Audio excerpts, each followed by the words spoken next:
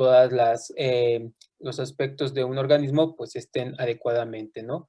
Sin embargo, pues cuando hay una enfermedad, pues desafortunadamente, o una infección, cada una de estas piezas puede de alguna forma estar siendo afectadas y por lo tanto, pues ya no podemos decir que estamos en una condición sana, ¿no? Entonces, el conocer cada uno de los mecanismos o de las enfermedades de manera molecular, pues nos puede ayudar a poder desarrollar diferentes estrategias para contrarrestar este tipo de padecimientos. Y, por ejemplo, una de las enfermedades que finalmente han sido de gran importancia a nivel mundial, pues es básicamente la diabetes, ¿no? Que pues como si ustedes recordarán, esta está fundamentada por la pérdida de unas células que se encuentran en el páncreas y que finalmente estas células son las encargadas de producir una hormona conocida como insulina, ¿no? Entonces, pues el páncreas es un órgano situado en el abdomen junto al estómago y las células beta pancreáticas van a estar produciendo esta hormona conocida como insulina, en las cuales pues van a finalmente controlar los niveles de glucosa en sangre. Entonces, pues finalmente, en el caso de la diabetes tipo 1, pues la glucosa en sangre puede estar elevada debido a que hay falta de producción de este tipo de hormonas debido a un daño que ocurre en este tipo de tejido, ¿no? Finalmente, si no hay esta hormona dentro del sistema celular, pues esta hormona lo que va a hacer es regular el transporte de glucosa eh, a las células, ¿no?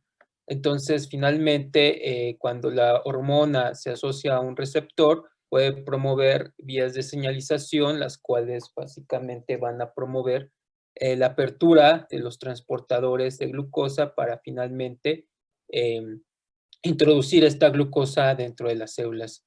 Sin embargo, pues cuando finalmente no están estos sistemas en un organismo, pues puede afectar importantemente a, a la persona que está padeciendo este tipo de patologías, ¿no? Entonces, ¿a ustedes qué creen que es importante dentro de esta problemática? ¿O cuál sería el objeto de estudio para poder desarrollar un fármaco, chicos? A ver, Daniel, ¿tú qué piensas? Daniel, ¿Cuál Daniel, profesor? perdón, ahí es que no tengo sus apellidos. A ver, tú, Daniel Alejandro, ya que hablaste, por favor. ¿Cuál es el objetivo de producir los Dentro de agentes este terapéuticos? modelo, ajá, dentro de este modelo, ¿tú qué ocuparías para poder comenzar a desarrollar un fármaco o algo para poder controlar este tipo de patologías, que finalmente es algo que ya se ha hecho? Serían pues sí, células recombinantes que produzcan la insulina. Exacto. Básicamente, pues una de las primeras moléculas que se generaron a partir de la biología molecular es la insulina. Sin embargo, antes de llegar a ese desarrollo tecnológico, pues se tenían otro tipo de estrategias y una de ellas es el uso de la insulina porcina.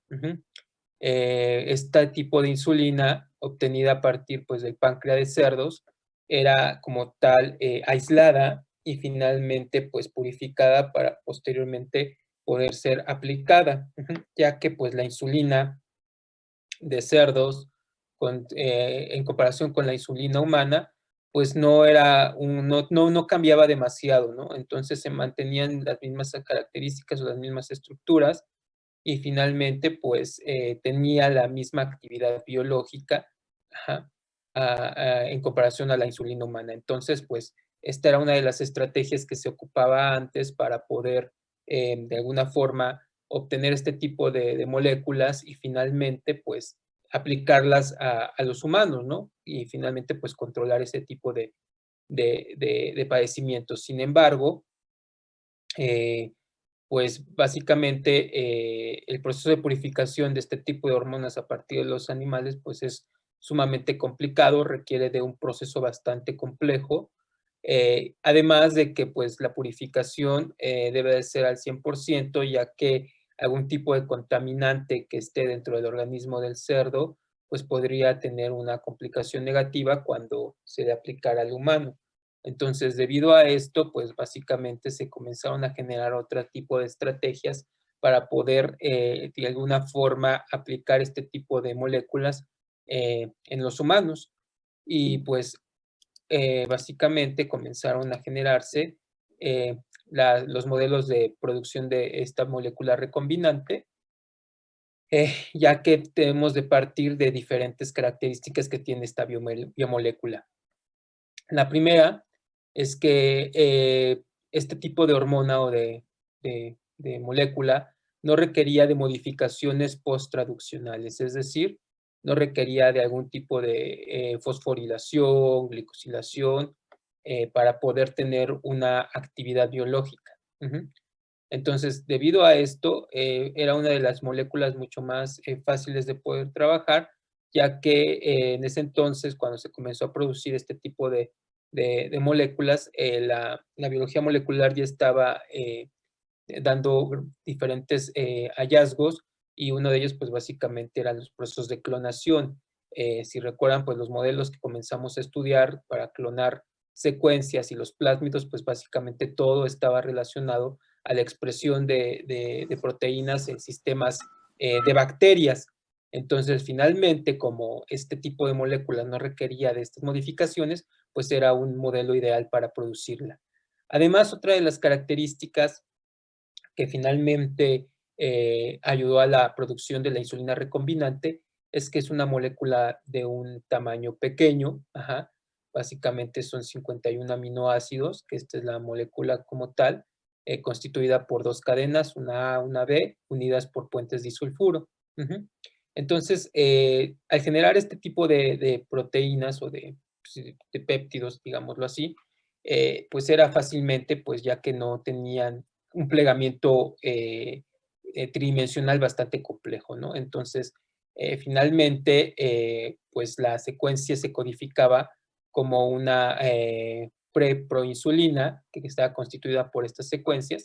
Sin embargo, al momento de tener el plegamiento espontáneo, se cortaban o se procesaba estas regiones en color azul, y finalmente nos quedaba la insulina activa o madura, generada por la cadena beta y A, unidas por los puentes disulfuro.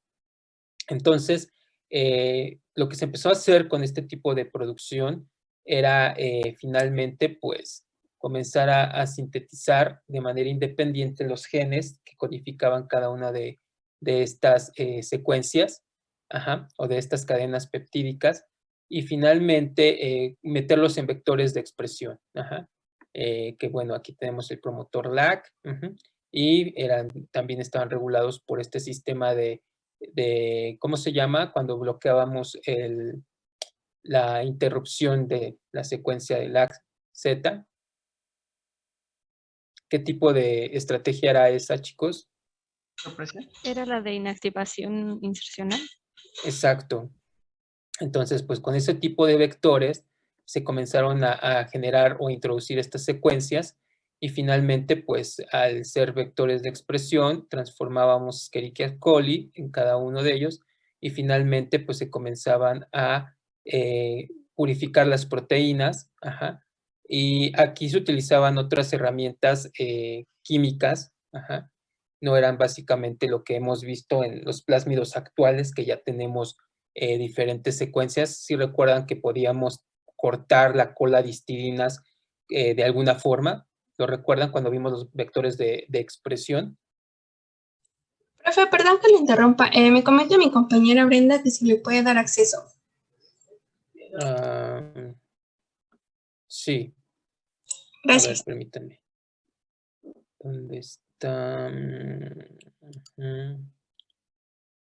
No me aparece. Yo ya tengo acceso, profe, gracias. ¿Ah, ya?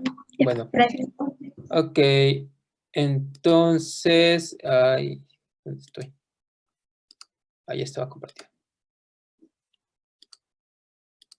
Como les decía, ¿recuerdan qué es lo que podíamos tener dentro de los vectores de expresión para de alguna forma solo quedarnos con la secuencia que nos interesaba? O ya como tal la proteína, dentro de la proteína recuerden que teníamos algunos tags y que esos tags podríamos también eliminarlos de alguna forma. ¿No recuerdan, chicos? Oscar, Emiliano, chicos, ¿No ¿están era ahí? mediante la cromatografía, profe? Eso era para purificar.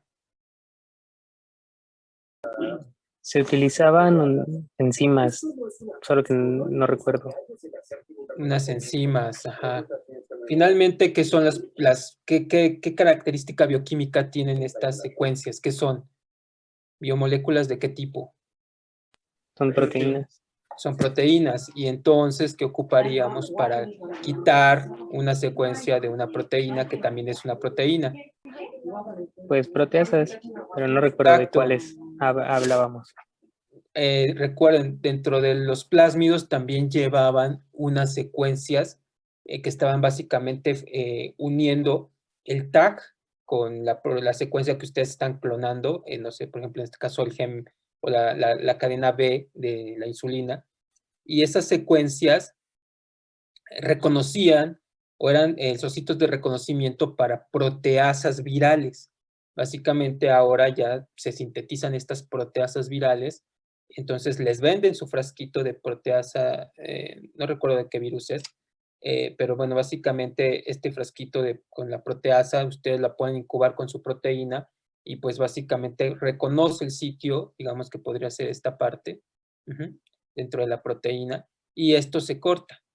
Y finalmente ya nada más se quedan con la molécula que les interesa.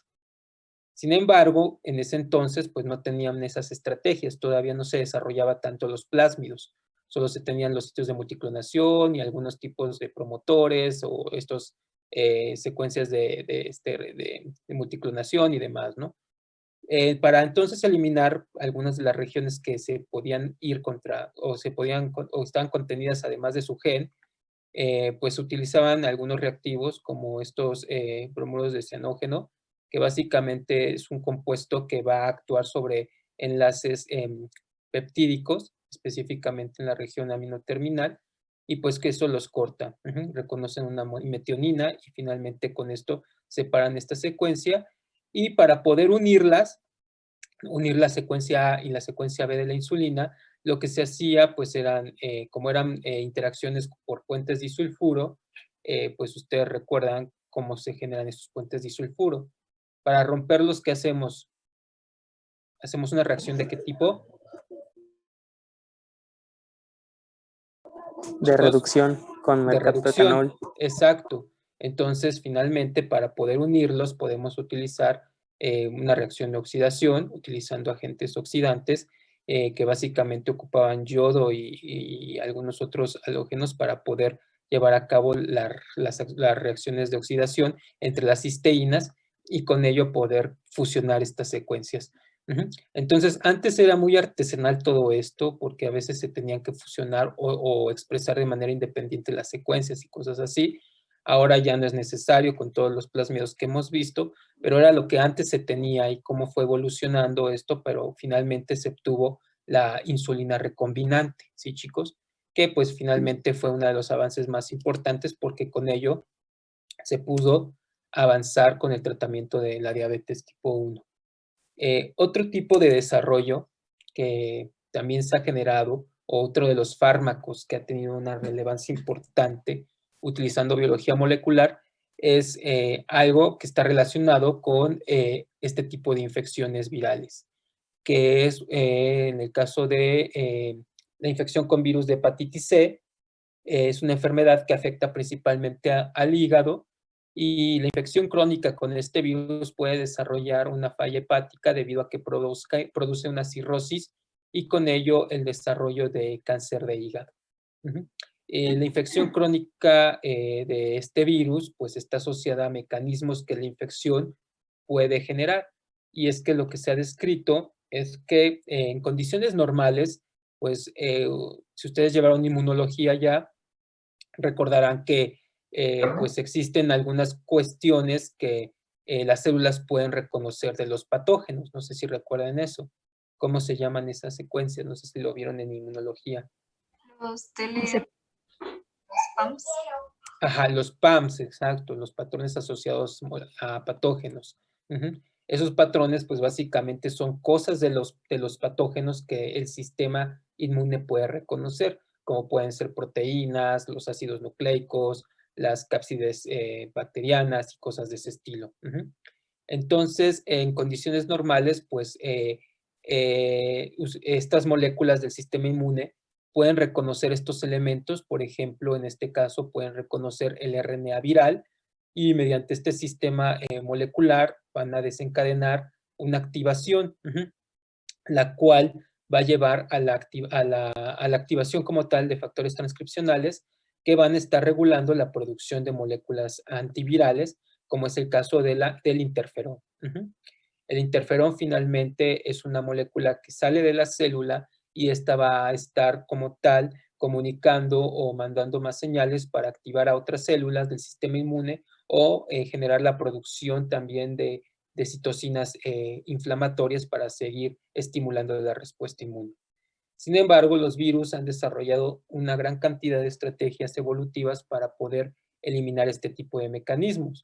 Y una de ellas la tiene el virus de la hepatitis C.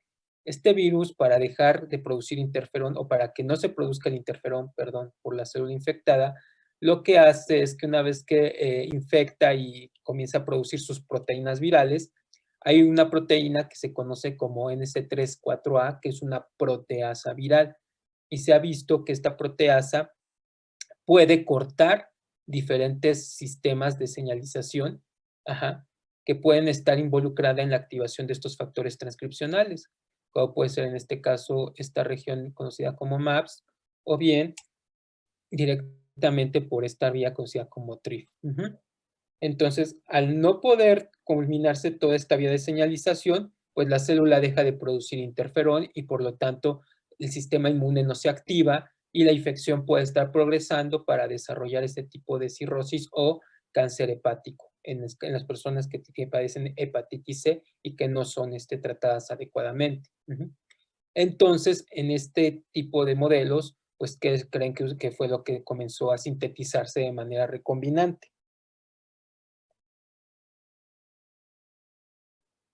A ver, Diego Mérida. ¿Me podría repetir la pregunta, profesor? Es que no me quedó muy clara, por favor. Sí. ¿Sí te quedó claro todo lo que expliqué ahorita de lo de interferón y todo eso? De Sí. cómo actúa. Entonces, de acuerdo al esquema pasado, al modelo pasado de la insulina, aquí, ¿qué es lo que vamos a hacer? ¿Qué vamos a sintetizar para de alguna forma poder evitar todo este proceso? Pues podría ser, bueno, sintetizar alguna molécula o que pueda interferir con pues como represor que forma el virus de la hepatitis C. No. Algo más simple que pues ahí está en la diapositiva y que finalmente pues es el mecanismo de todo esto. Emiliano. Dice Mariana en el chat que el interferón. Sí, exacto, el interferón. El interferón sería la molécula que se podría sintetizar y con ello, pues, administrar interferón a las personas que, pues, padecen este tipo de infecciones y ya con eso a estimular su respuesta inmunológica para evitar el proceso de infección. Y, pues, básicamente se hizo así. ¿De dónde obtenemos los genes que codifican para el interferón? Pues de células de la respuesta inmune. Entonces, a partir, no sé, de sangre periférica, nosotros podemos separar, pues la fracción se encuentran los leucocitos y en ellos pues vamos a encontrar probablemente los genes que codifiquen para el interferón. Entonces, ¿qué es lo que haremos después? ¿Qué vamos a hacer con estas células? A ver, Omar, Iván. Tenemos nuestras células. ¿Qué sigue? De acuerdo a todo lo que has aprendido. Está Omar, Iván. ¿Que pueda ayudar, profe? A ver, ¿quién quiere participar? ¿Adriana? Sí. Ok. Bueno, pues extraeríamos el DNA que codifica para el interferón y Ok. Pero ¿cómo lo hacemos? ¿Cómo lo hacemos? Ya no me pueden decir, güey, pues ya sé que lo van a extraer, pero de acuerdo a las técnicas que han aprendido, ¿cómo lo van a hacer? bueno, podríamos lisar principalmente las células con algún detergente. Entonces, Ok. sabemos que podemos obtenerlo precipitando a través de azol isoamílico. Y bueno, una vez que obtenemos nuestro DNA, podemos, bueno, me voy a basar en su diagrama que tiene, Sí. un PCR, en la cual pues de todo el DNA que extraemos vamos a solamente simplificar el gen que codifique para el interferón. Después, bueno, para ese punto podríamos hacer una PCR de punto final, me parece. Y bueno, obteniendo ya las secuencias que codifican para interferón, por enzimas de restricción podríamos incluirlas en un plásmido. Y este plásmido lo insertaremos a una bacteria, bueno, no sé si es una bacteria, pero probablemente sí una bacteria. Y bueno, se me olvidó mencionar que este plásmido tiene que ser de expresión para que, bueno, pues pueda generar la proteína.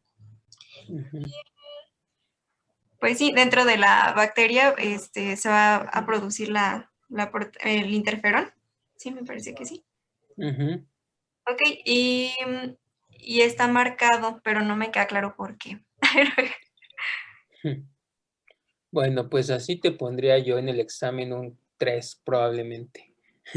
O sea, sí tienes idea de más o menos cómo es la estrategia, pero recuerden, ustedes han aprendido un montón de cuestiones en biología molecular que pues no pueden pasar por diferentes puntos, de como aquí, por ejemplo, no es nada más el alcohol isomílico, o, cómo es ese proceso de extracción de ácidos nucleicos. O sea, sí hay un análisis con detergentes, después para separar todos esos elementos de membranas, proteínas y todo eso, ¿qué tienes que adicionar? Esa extracción orgánica que lleva, y después cómo vamos a precipitar esos ácidos nucleicos. Una vez que los tienes puros, pues sí es una PCR, pero ¿con base en qué? ¿Qué necesitas para hacer una PCR?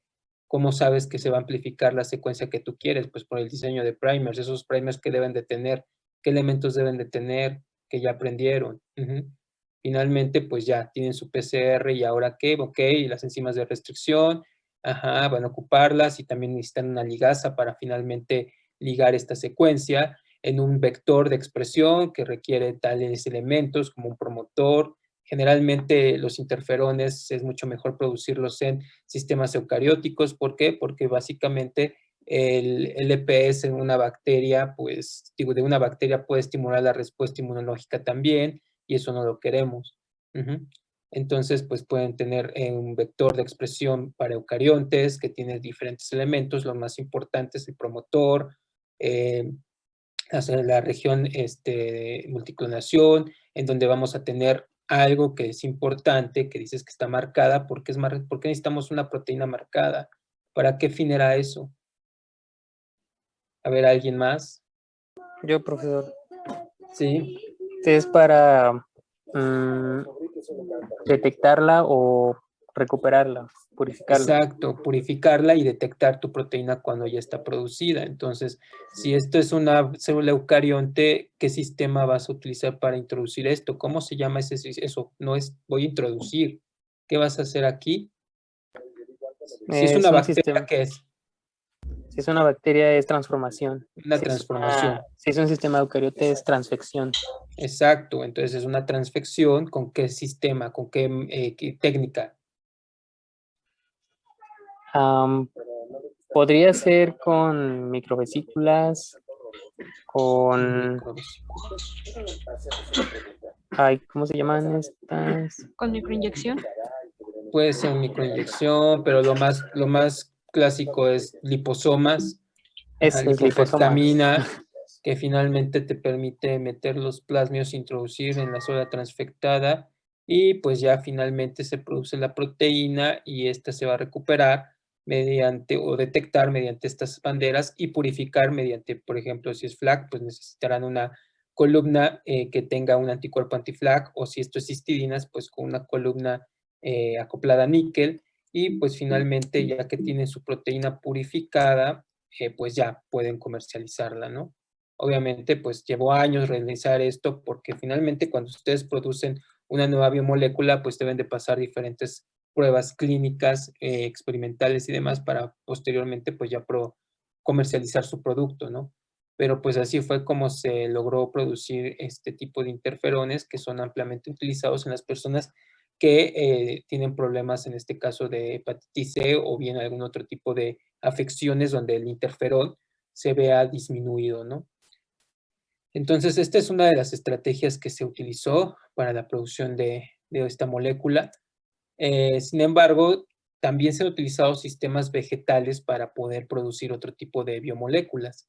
Y en este caso, hablaremos de los péptidos antimicrobianos. Los péptidos antimicrobianos es un grupo de moléculas también del sistema inmune que se han estudiado actualmente bastante porque estos tienen un potencial importante para el control de diferentes infecciones, incluyendo bacterianas y virus o parásitos también. Y bueno, lo que se ha visto es que este tipo de péptidos antimicrobianos pueden asociarse a las membranas de las bacterias o de los virus o inclusive también en las cápsides virales de proteínas pueden asociarse, pero específicamente cuando hay lípidos o membranas, estos péptidos pueden generar hoyos, una especie de barriles o de poros, o bien como tal capturar fragmentos de membrana y con ello desestabilizar las membranas para matar o eliminar a este tipo de patógenos. En el caso de estos péptidos que actúan sobre virus que no tienen membranas, lo que se ha visto es que se asocian a las cápsides virales y no permiten ahora que los virus puedan estar interaccionando con los receptores celulares y con ello pues no pueden infectar, como si fuera una especie de anticuerpo, pero no lo es. Además de que han visto que pues pueden también tener otras funciones, pueden activar también las células de la respuesta inmune, pueden estar funcionando como reguladores de la expresión de ciertos genes. Entonces, estos péptidos han comenzado a tener una importante aplicación, ¿no? Y pues se han utilizado sistemas vegetales para poder producir este tipo de moléculas. Básicamente se ocupan pues vectores, en donde se han utilizado sistemas de recombinación homóloga dentro de estos vectores, además de los elementos que ustedes ya conocen como los promotores, proteínas bandera para poder identificarlas o colas de histidinas para su purificación, entre otros elementos que, bueno, ya no es necesario repetirlos, ¿no? Pero que finalmente estos plásmidos van a poder introducir aquí la secuencia del péptido antimicrobiano. En este caso, como pueden ver, son péptidos muy pequeños, los cuales, pues a nivel de secuencia de nucleótidos también siguen siendo pequeños. Y finalmente, cuando ustedes clonan esto, pues lo que ahora hacen es por biobalística, lo que hacen es introducir o transfectar este tipo de organismos vegetales superiores y finalmente, para evaluar que se está expresando su proteína, pues pueden identificarla mediante microscopía de fluorescencia y ver en esta región de la hoja si está expresándose o no el péptido antimicrobiano. Entonces, con ello, finalmente, pues, pueden ahora producir plantas que están expresando este tipo de péptidos antimicrobianos y se han evaluado también como agentes terapéuticos para las mismas plantas. Por ejemplo, acá tenemos un sistema ya que fue transfectado con este tipo de plásmidos que llevan secuencias de péptidos antimicrobianos. En este caso es un péptido que se llama retrociclina y que finalmente se ha visto que tiene un efecto importante para controlar la infección de virus vegetales. Aquí tenemos una planta que es infectada con un virus del mosaico de tabaco, en donde finalmente no fue transfectada con este tipo de plásmidos que producen el péptido recombinante Y lo que se observa pues es una infección importante de la hoja, aquí se ven unas laceraciones y una especie de descoloramiento de la hoja, ¿no? Que son síntomas que presentan estas plantas cuando se infectan por este tipo de virus. Pero, ¿qué es lo que ocurre cuando llevan el plásmido que sí está expresando o que lleva la secuencia de la retrociclina y las infectan? Pues observan que la hoja, bueno, la planta, básicamente presenta pues un comportamiento normal, no presentan este tipo de signos ni síntomas, y es debido a que la hoja está expresando este tipo de péptidos antimicrobianos que probablemente están de alguna forma controlando el proceso de infección de este tipo de virus. Entonces, ahora con esta idea, pues se han desarrollado esta metodología de poder generar plantas que tengan de alguna forma agentes terapéuticos y con ello, pues, poder de alguna forma tener ya en un alimento este tipo de agentes terapéuticos para su consumo, ¿no? Sin embargo, algo que está ahorita de moda es el uso dentro de las plantas, directamente utilizar un tipo de organelo que finalmente podría hacer más eficiente el sistema de producción de este tipo de biomoléculas, ¿no? Y es el uso de cloroplastos como fábricas de fármacos. Y es que, bueno, como saben, tanto los cloroplastos como las mitocondrias vienen como tal de ancestros bacterianos, es lo que se especula, y que finalmente este tipo de organelos van a tener dentro de sus estructuras su propio material genético, un genoma de tipo circular. Entonces, lo que hicieron este tipo de biotecnólogos utilizando este tipo de biología molecular es que lo que hacen es utilizar diferentes vectores, en donde aquí las bases que van a poder permitir introducir la secuencia que ustedes quieren producir, es que van a tener sitios de recombinación homóloga dentro del plásmido o el DNA, perdón, del cloroplasto. Entonces, estos sitios de recombinación homóloga van a ser los que van a permitir que este cassette que ven aquí de colores se puede introducir directamente al genoma del cloroplasto. Y entonces, dentro de este cassette van a tener dos elementos importantes o muchos más. Pero los más importantes sería el gen de interés, que en este caso pues, vamos a hablar de la retrociclina otra vez, del péptido antimicrobiano, y un agente de selección que puede básicamente ser un antibiótico. Y bueno, entonces esto finalmente por recombinación pues se inserta y ya quedaría dentro del genoma del cloroplasto. Sin embargo, pues necesitan llevar o direccionalizar específicamente este tipo de plásmidos que llevan la secuencia de interés hacia los cloroplastos. Y bueno, lo que se hace mucho es también utilizando biobalística, utilizando partículas de oro, las cuales están cubiertas con los vectores o los plásmidos ya que llevan la secuencia de interés. Y también adicionalmente se pueden decorar este tipo de partículas con proteínas que se llaman target. Estas proteínas son proteínas que se van directamente por su biología hacia el cloroplasto. Son proteínas que se expresan en las plantas y que finalmente tienen una función dentro del cloroplasto y por eso su localización las lleva hacia ese tipo de organelos. Entonces, básicamente, pues se hace por biobalística esto, bombardean estas partículas de oro con el DNA y con las proteínas target y finalmente lo que hacen después de un determinado tiempo es hacer fragmentos pequeños de esa hoja que fue transfectado con este tipo de mecanismo y los ponen en un medio de selección que tienen pues el antibiótico que en este caso están utilizando dentro de su plásmido.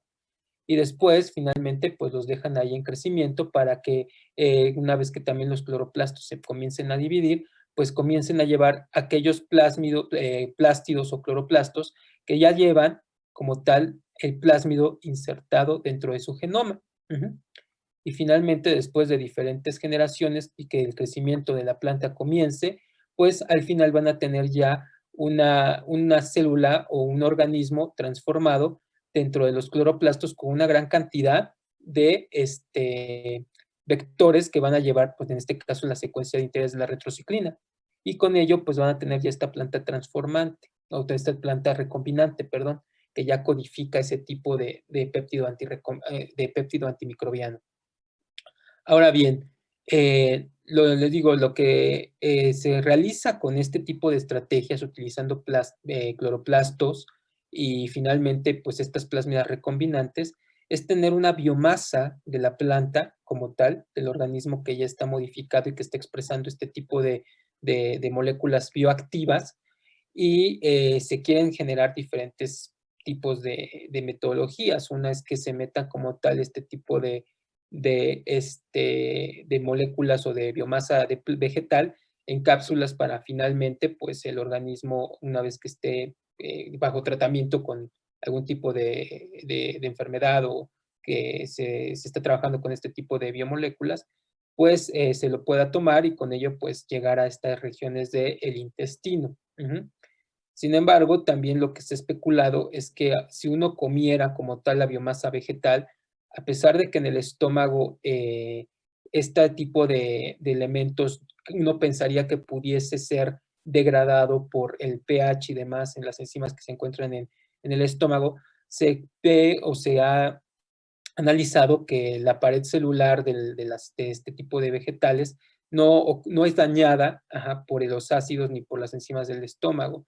Más bien, este tipo de elementos pueden llegar hasta las regiones del intestino delgado, donde ahí bacterias podrían de alguna forma comenzar a degradar la pared celular y con ello, pues, liberar las diferentes proteínas que está expresando la planta y obviamente la proteína que ustedes están utilizando como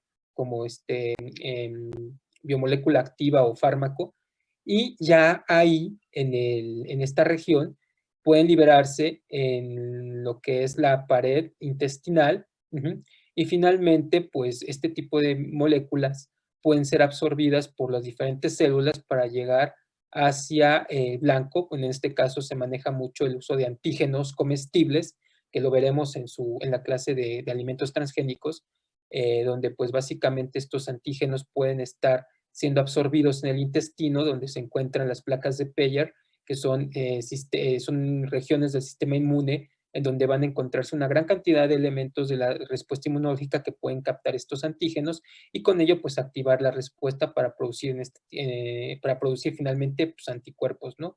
Pero en el caso de las moléculas bioactivas o de las drogas, lo que se cree también es que pueden también ser absorbidos en esta zona y poder llegar o transportar por otros tipos celulares y entrar también a circulación sanguínea y pues llegar a su punto activo. Sin embargo, algo que se está utilizando mucho en biología molecular es tratar de direccionalizar este tipo de herramientas o este tipo de estrategias utilizando otros sistemas, que es lo que vamos a ver ahora. ¿Aquí tienen alguna duda o pregunta en este tipo de estrategias? ¿Chicos?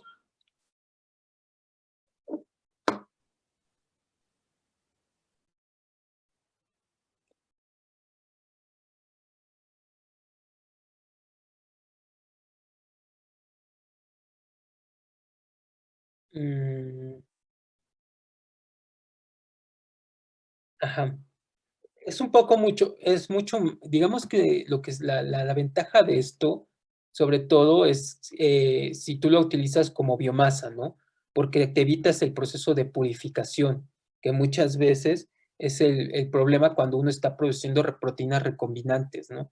En otros sistemas como bacterias o como células eucariontes, en donde finalmente tú, si quieres recuperar la proteína, tienes que purificar, ¿no? Sin embargo, en este sistema, si lo que quieres para ser administrado en un organismo, finalmente, pues como te explico, la biomasa no necesita, ahí va a estar presente la proteína que tú estás expresando. Y finalmente, por el sistema digestivo, puede llevarse a cabo el proceso de disgregar esta masa o esta biomasa para generar finalmente proteínas individuales y ya finalmente no necesitas ese proceso extra de purificación, lo cual te ahorraría bastante tiempo y también dinero, porque a veces el problema de la purificación es que tú comienzas, no sé, por decir algo, con 1 miligramo de proteína total Y finalmente te quedas con solo, no sé, por decirte algo, 50 microgramos de la proteína que tú específicamente estás produciendo y que te interesa.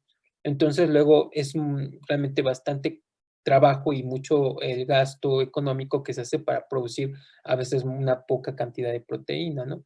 Ahora, también ya cuando se hacen este tipo de herramientas o que ya se están haciendo en masa, se utilizan bioreactores para, pues obviamente, tener una biomasa mucho mayor, tanto de células o en este caso de plantas, y finalmente, pues eso también ya son sistemas biotecnológicos que pues ya están estandarizados y que finalmente pues ya uno podría de alguna forma hacer más eficiente su producción, ¿no? Pero quizás las plantas tienen esa ventaja, ¿no? Que pueden uno comérselas y finalmente pues evitar ese tipo de purificación, si es que a ti te interesa solamente el agente terapéutico, ¿no?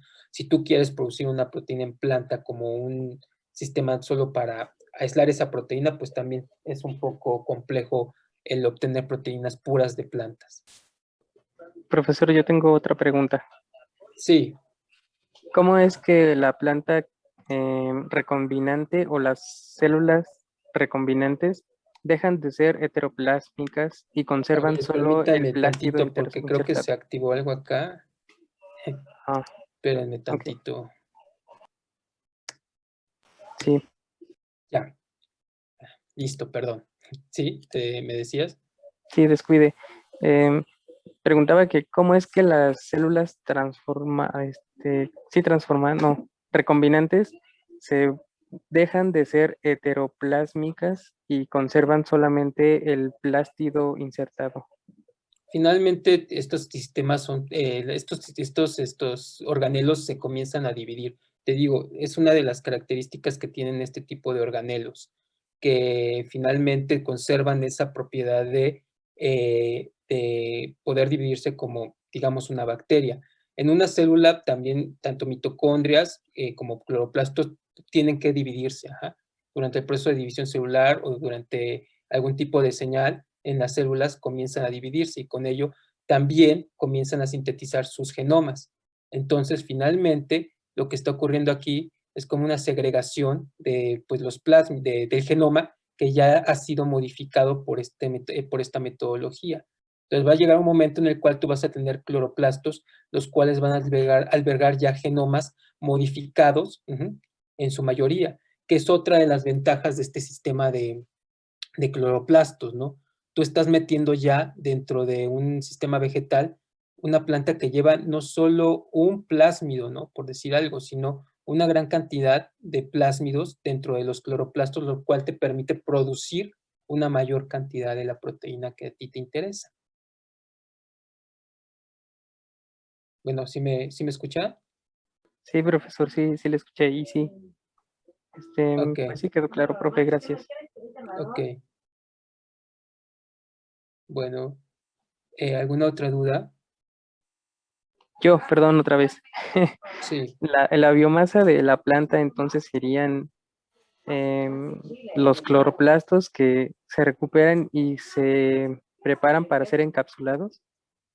Finalmente, cuando haces un extracto de proteínas a partir de plantas, tú partes de toda la planta. Ajá. Específicamente en las hojas es donde se ha visto que hay una mayor cantidad de cloroplastos, pero se parte de toda la planta, haces como una especie de macerado de vegetal como tal, y eso es lo que haces con este sistema de biomasa, ¿no? A veces puedes utilizar algunos agentes o algunos solventes para disgregar un poco los componentes, los componentes celulares de los vegetales, pero generalmente es como una especie de maceración de todo el vegetal. Ah, ok. Y profesor, ¿en qué tipo de plantas se utiliza esto? Puede ser cualquiera, ¿no? Obviamente Eh, comestible. Exacto, es algo que vamos a ver más en las aplicaciones hacia alimentos transgénicos, pero la idea de todo esto es que finalmente uno pueda tener no sé, en un futuro, realmente es algo que todavía está mucho bajo investigación básica, todavía no es algo que se comercialice, pero así que tengas, no sé, en tu refri, pues un plátano, que tengas, no sé, una mayor disponibilidad de, no sé, vitamina C o vitamina D, ¿no? O que ya tenga como tal, hay gente en la UNAM que está produciendo vacunas contra, no recuerdo contra qué infección, pero lo están expresando en tomates, ¿no? Es decir, que tú ya te puedes inmunizar contra ese agente patógeno cuando te comas el tomate, ¿no? Están expresando creo que algunas proteínas de la cápside, no recuerdo qué virus, pero finalmente, pues esa es la idea, ¿no? Que tú puedas consumir el alimento y te inmunices sin necesidad de, pues, algún tipo de aplicación o inyección, ¿no? Sino que finalmente el sistema inmune de mucosas intestinales, que es lo que se presenta aquí, actúe, ¿no? Reconociendo este tipo de antígenos y finalmente active o evoque una respuesta inmunológica de protección. Ok, profesor. Gracias. De nada. Ok, entonces, como les decía, bueno, aquí hay una lista de una de las moléculas que se han generado a partir de biología molecular. Pues como podemos ver, han sido bastantes. Por ejemplo, aquí podemos ver diferentes factores de coagulación. Obviamente la insulina, los diferentes interferones se han producido de manera recombinante, algunas interleucinas, que también son proteínas o moléculas de la respuesta inmune, también se han generado de tipo recombinante, el factor de necrosis tumoral y algunos otros tipos de biomoléculas, ¿no? Y obviamente esta lista pues es infinita, ya se tienen un montón de moléculas recombinantes, que muchas de ellas sí se aplican para tratamientos de diferentes patologías, y muchas de ellas también se utilizan para diferentes investigaciones básicas, por ejemplo, el utilizar interleucinas recombinantes para, de alguna forma, hacer tus sistemas para evaluar si se activan células in vitro, ¿no? Son sumamente utilizadas, y básicamente pues estas citocinas son producidas muchas en sistemas eucarióticos, ¿no? Entonces, pues la producción de este tipo de biomoléculas utilizando biología molecular, pues es importante. Sin embargo, algo que les decía es que ahora ya se están generando otro tipo de estrategias para finalmente direccionalizar o hacer mucho más eficiente la toma de fármacos o de vacunas o de drogas, y con ello, pues finalmente llevarla hacia la célula blanco, ¿no? Como en esta caricatura, ¿no? En donde pues tú puedes tener una gran cantidad de herramientas o que puedes fusionar a una droga, y que finalmente con este tipo de moléculas, como pueden ser acarreadores virales, nanopartículas, péptidos catiónicos, polímeros o liposomas, tú puedes encapsular tu droga y finalmente esto lo hace más eficiente, ya que con ello tú puedes llevar esta droga hacia células blanco, ¿no? Pero tú puedes con ello modificar este tipo de acarreadores o transportadores para que tú efectivamente lleves, perdón, oye, se trabó esta cosa, para que tú puedas llevar la droga hacia la célula de manera específica, hacia el sitio de acción de esta droga, ¿no? Y eso es utilizando, pues, una parte biología molecular y otra parte, pues, toda esta nueva era de la nanotecnología, el uso de diferentes materiales para poder de alguna forma generar este tipo de nanopartículas modificadas para direccionalizar ese tipo de fármacos. ¿Y qué es lo que han aprendido los biólogos moleculares? Pues han aprendido a observar y comprender cómo funcionan las proteínas, sobre todo las proteínas virales. Y es que muchas de las proteínas virales o de las cápsides virales tiene una propiedad importante, que es la de ensamblarse de manera autónoma cuando se están produciendo. En este esquema podemos observar lo que es la proteína L1 del virus del papiloma humano. Cuando esta proteína se está sintetizando en la célula de forma monomérica y cuando empieza a haber múltiples copias de esta proteína, de manera espontánea, la proteína comienza a generar estas cosas conocidas como capsómeros. Estos capsómeros, que son básicamente pentámeros de la proteína L1, posteriormente se van a empezar a fusionar para generar este tipo de pentámeros autoensamblados y con ello ensamblar estas cápsides virales, que en condiciones de una infección por papiloma, pues obviamente lleva dentro de él el genoma viral y otros elementos, ¿no? Sin embargo, los biólogos moleculares comenzaron a observar este tipo de comportamiento de las proteínas virales y dijeron, ¿qué pasaría si solamente trabajamos con la proteína viral y que en ella nosotros agregamos las drogas o dentro de ella las drogas para que sirvan como una especie de transportador? Y es así como se empiezan a originar algo conocido como VLPs, que son partículas similares a virus o virus-like particles en inglés. Entonces, este tipo de herramientas es de suma importancia porque con ellas ustedes pueden internalizar la droga y finalmente al tener ya formada su cápside viral, que no lleva ningún elemento patogénico más que la cápside viral, pues pueden ahora usarlas como sistemas de transporte para llevar la droga a las células que lo requieran, ¿no? Y básicamente, pues es lo que se comenzaba a hacer con este tipo de proteínas. Para ello, pues lo que se realiza es, obviamente, a partir del genoma de papiloma, se comienzan a amplificar la región que codifica para la secuencia L1, se meten en plásmidos. Los primeros modelos que se utilizaban para generar estas VLPs eran levaduras, ahora se utilizan otros sistemas celulares como pueden ser células de drosófila o también otro tipo de células conocidas como son células también de insecto, pero no recuerdo si es mosco o si es otro tipo de insecto, no recuerdo ahorita. Pero básicamente es donde se utilizan este tipo de sistemas para producir de manera monomérica las proteínas virales y ya dentro de estas células se comienzan a ensamblar para finalmente generar este tipo de partículas similares a virus que no llevan el genoma viral, solo llevan la proteína y con ello pues ahora ya tienen este tipo de transportador. ¿Qué pueden hacer con ello? Pues lo siguiente, se han generado muchos tipos de ensayos utilizando drogas que pueden ir directamente hacia células tumorales. Entonces, por un lado, ustedes ya tienen la VLP, la cual es formada por este tipo de proteínas y que finalmente lo hicieron producir a partir de pues, biología molecular, ¿no? Clonando su secuencia, transfectando su sistema celular y purificando estas VLPs, ¿no?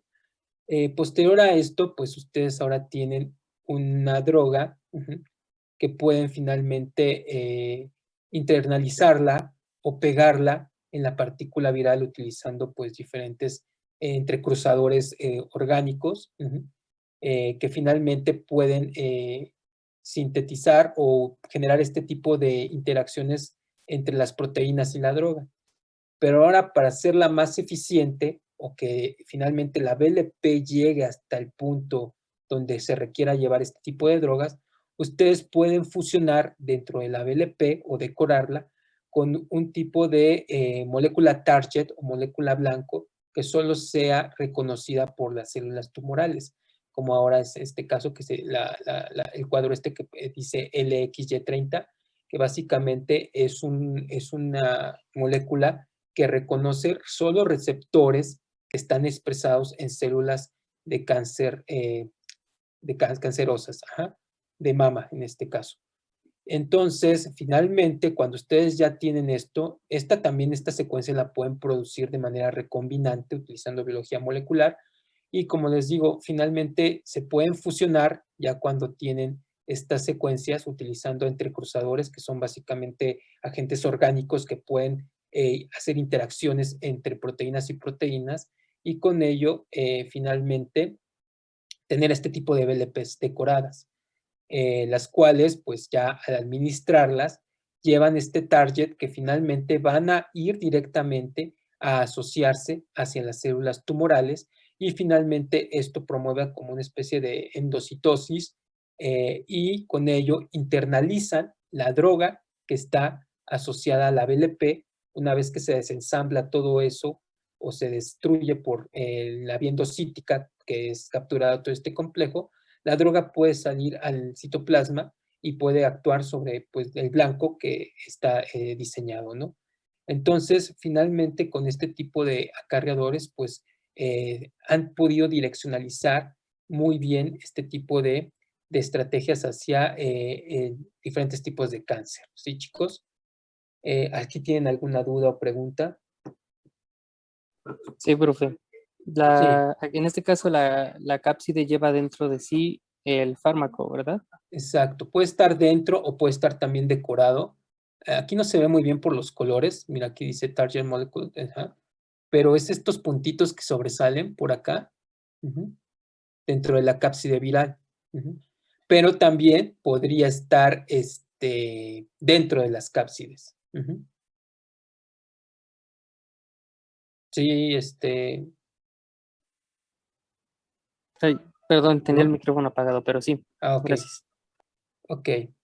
Bueno, entonces, bueno, como les digo, o sea, básicamente ustedes pueden tener este tipo de nanopartículas o de BLPs que las direccionalizan hacia diferentes zonas. Cuando ustedes meten esto en circulación, finalmente con estos tipos de targets pueden llegar a zonas donde se encuentran los tumores y con ello pues ahí asociarse por las moléculas target que llevan y pues ahí comenzar a internalizarse las BLPs o las nanopartículas y finalmente pues liberar o expulsar los elementos que llevan dentro o la droga que lleva dentro para poder eliminar este tipo de tumores, ¿no?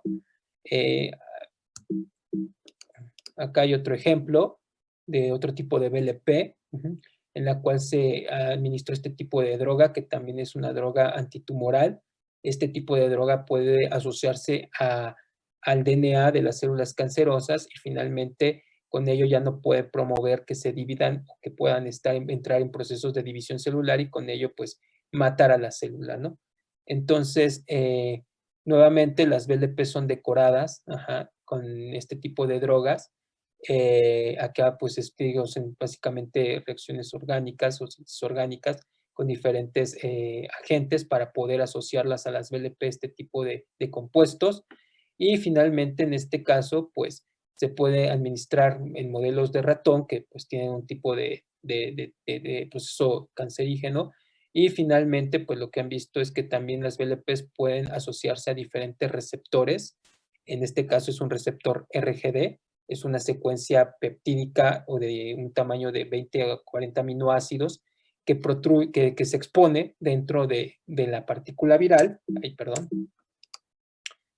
Esta cosa está fallando ya. Y bueno, región RGD se asocia mucho a unas proteínas conocidas como integrinas. Entonces, finalmente, esta es como la llave o acceso para detectar a la célula tumoral. Y finalmente, pues todo este complejo se endocita en la vesícula y finalmente puede como tal liberarse dentro del citoplasma celular.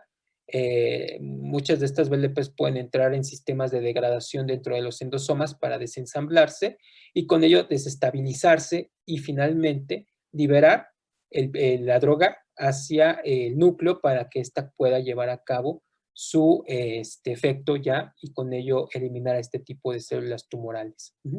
Entonces, como pueden ver, acá la biología molecular juega un papel fundamental desde generar este tipo de secuencias que pueden producir las BLPs hasta finalmente poder generar las otras proteínas target, como pues este caso la región RGD de este receptor que finalmente es una proteína.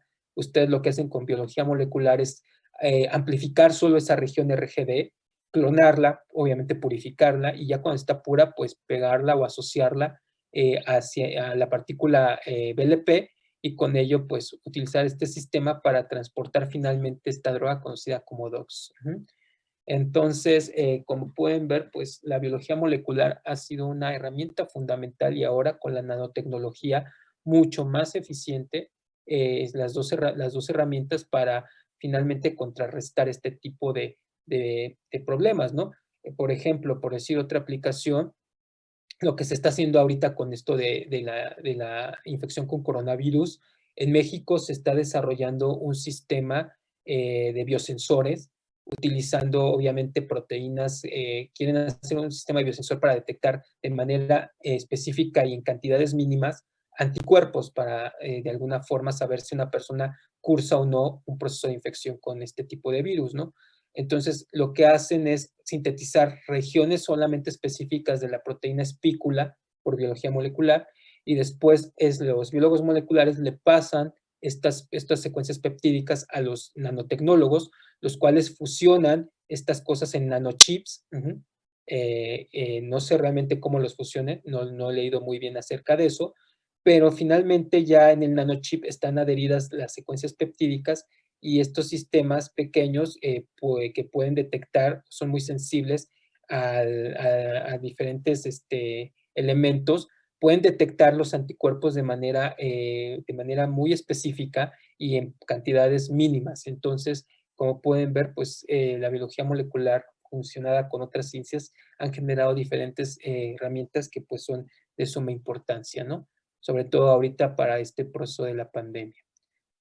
No sé si aquí tengan otra duda o pregunta o continuamos ya para dar la última parte de la clase. ¿Continuamos?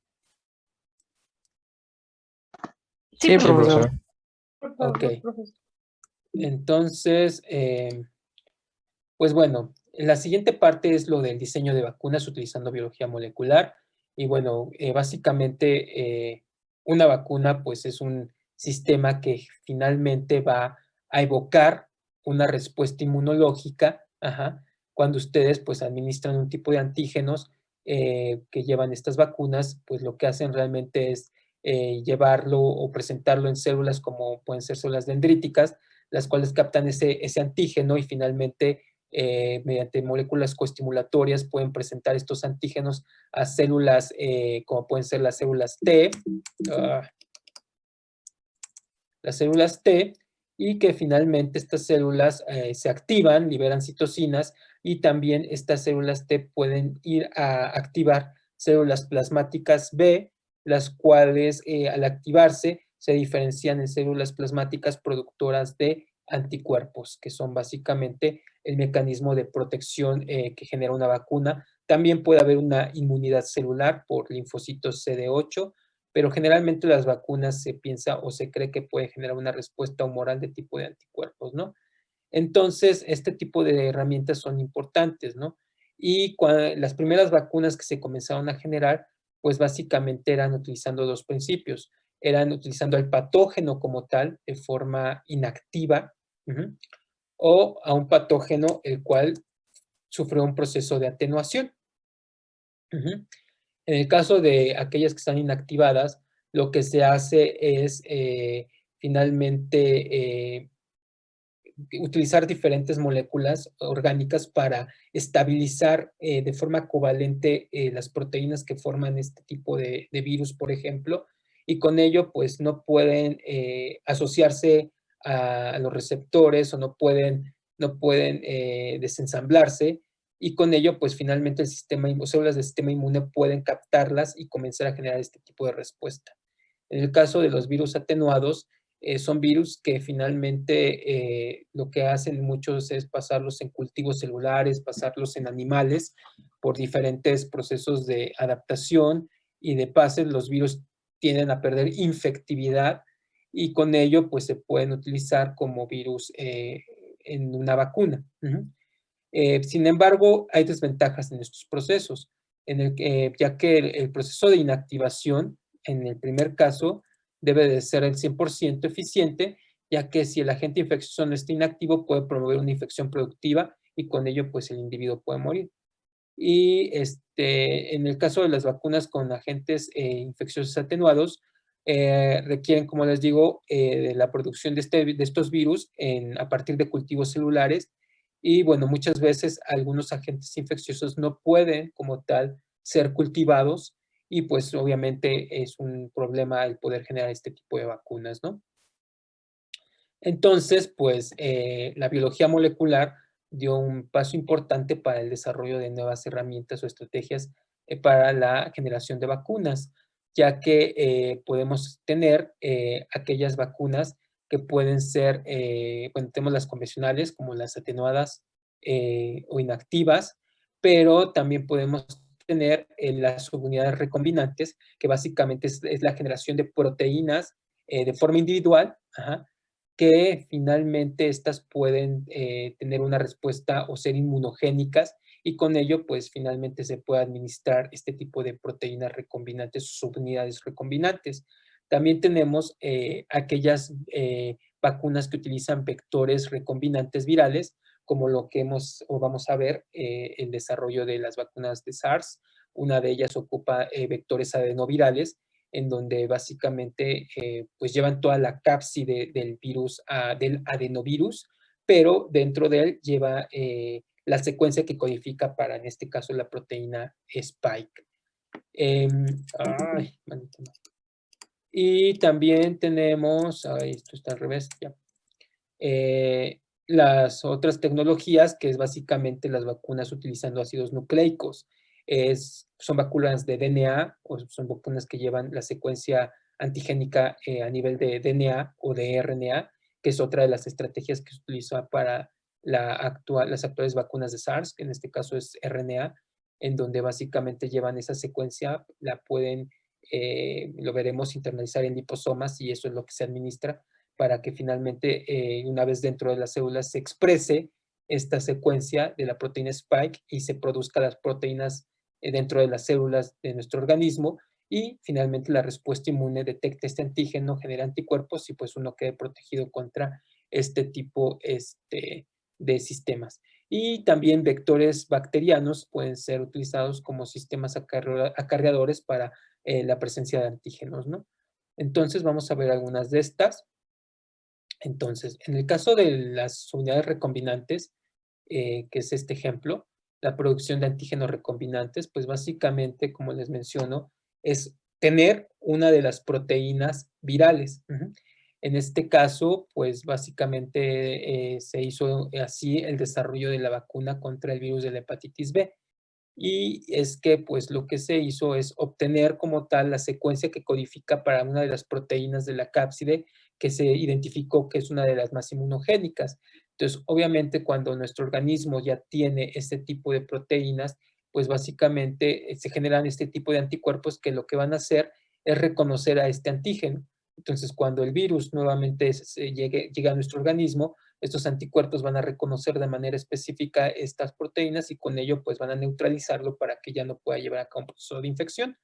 Por biología molecular, pues obviamente, ¿qué es lo que se hace? Se obtiene la secuencia por PCR del gen que codifica para este caso, que es la proteína HB de la hepatitis B, y finalmente, pues con biología molecular, como ustedes ya lo saben, pues finalmente se va a clonar dentro de un vector de expresión, y con ello transfectar células para generar como tal, pues la proteína recombinante. Esta proteína puede ser purificada por los sistemas que ustedes ya conocen, como pueden ser con las histidinas o bien una cromatografía de afinidad, y con ello, pues finalmente tener ya de manera convencional, pues una vacuna utilizando este tipo de tecnologías, usando subunidades recombinantes, o es decir, proteínas individuales que tienen esta actividad inmunogénica y que finalmente se pueden obtener a partir de la secuencia que codifican estas proteínas. Sin embargo, podemos hacer más eficiente este sistema, y esto es mediante el uso de la producción de subunidades quiméricas. Finalmente, hay muchas proteínas dentro de los patógenos que pueden evocar una respuesta inmunológica y también una respuesta inmune que puede generar anticuerpos, ¿no? En el caso de dengue, de la infección por este tipo de virus, no sé si sepan, pero este tipo de virus puede generar problemas bastante graves, ya que existen 4 serotipos de este virus, y cada uno de estos serotipos pueden infectar de manera importante a los humanos. Entonces, lo que se ha visto es que muchas veces este tipo de infección, cuando ocurre una segunda infección, pues con otro serotipo puede generar complicaciones de tipo hemorrágica. Entonces, para ello se comenzaron a generar este tipo de vacunas utilizando subunidades quiméricas. Y es que se identificó que el virus Dos proteínas del virus pueden ser altamente inmunogénicas. Una es la proteína de envoltura, específicamente el dominio 3, que es el de color azul, y el dominio 2, que es el color amarillo. Se ha visto que son los principales zonas de la proteína que van a generar anticuerpos. Ajá. Y otra proteína viral es la proteína NS1, la cual también se ha identificado que esta proteína puede evocar una respuesta de anticuerpos.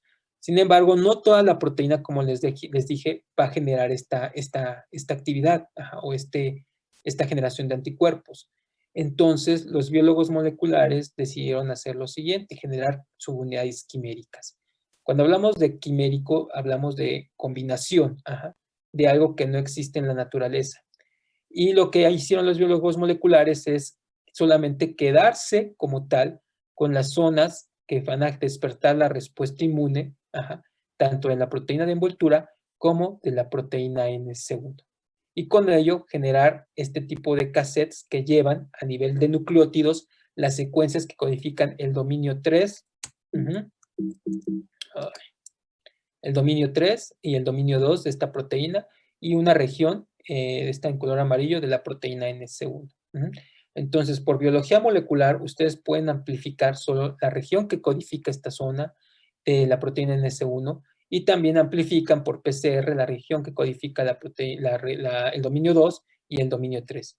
Finalmente, esto ustedes lo pueden fusionar también con biología molecular. ¿Por qué? Porque en cada uno de los extremos ustedes van a colocar enzimas de restricción, que de tal forma que con una ligasa también ustedes puedan fusionar ahora esta secuencia. Y finalmente generar esto para para clonarlo en un plásmido, y este plásmido pues ahora transfectar o transformar bacterias y producir su proteína recombinante. Ya cuando uno hace el modelado de este tipo de proteínas recombinantes, que es la caricatura que se muestra aquí abajo, pues podemos observar que hay regiones del dominio 2, regiones del dominio 3 de la proteína de envoltura y una región de la proteína NS1. Acá nada más es un ensayo para evaluar que efectivamente hubo protección, o que esta proteína generó anticuerpos. Lo que se hace fue inmunizar ratones con esta proteína ya quimérica, y se hace un ensayo de protección con estos sueros. Lo que se hace ahora es utilizar los anticuerpos que produjo el ratón, que fue inmunizado con esta proteína, y se pone en contacto con el virus. Entonces, en este panel podemos observar células que fueron ya infectadas con esta mezcla de virus anticuerpos. En esta zona podemos ver aquellos que fueron inoculados con el suero, que no era un suero irrelevante, que no era dirigido contra estas proteínas, y podemos ver cómo se generan las placas líticas de la infección, lo cual nos habla de que pues no hay protección. Sin embargo, cuando incubamos el suero con el virus y después esto lo incubamos con las células, podemos ver de manera interesante cómo reduce la generación de estos focos o placas líticas, lo cual nos habla de que efectivamente en este suero de estos ratones que fueron inmunizados con estas secuencias, pues hubo anticuerpos que bloquearon al virus y por lo tanto no se pudo llevar a cabo este proceso de infección. ¿Sí, chicos?